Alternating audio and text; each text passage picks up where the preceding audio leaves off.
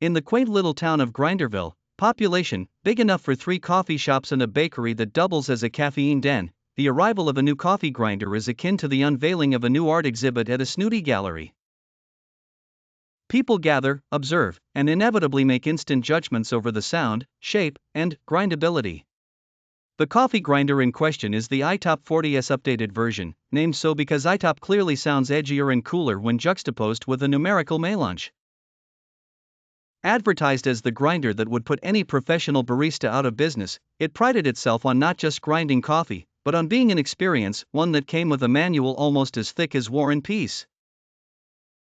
Enter our reviewer, Joe Brewster, no relation to Mrs. Brewster, who ran the local sewing club known for its lethal doses of gossip and doilies.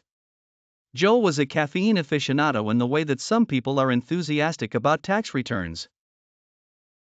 He approached the Itop40s with a sense of fate, his destiny intertwined with its sharp edges and robust motor. Unboxing the Itop40s was worthy of a reality TV show episode. Its sleek design shone under the incandescent kitchen lights, reflecting back the odd expressions Joe probably had since he saw his first filter coffee. The package, however, gave a false sense of simplicity. What you don't see from the outside is the saga of buttons, dials, and settings that require a PhD in, you guessed it, coffee grinding.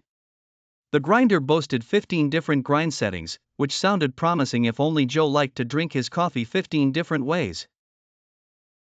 To put the grinder to the test, Joe decided to hold a grind-off, a wholesome duel between him and the Itop40s.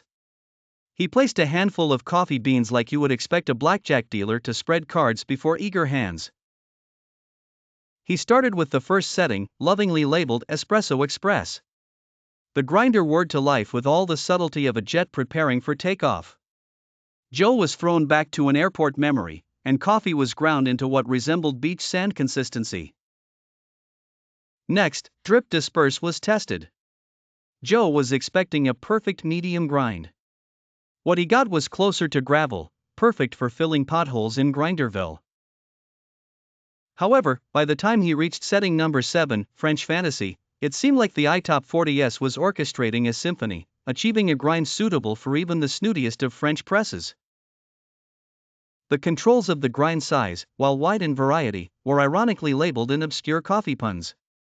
This must have been a designer's idea of a joke, making Joe crack a diluted smile as he figured out Turkish Delight, and you are not wrong.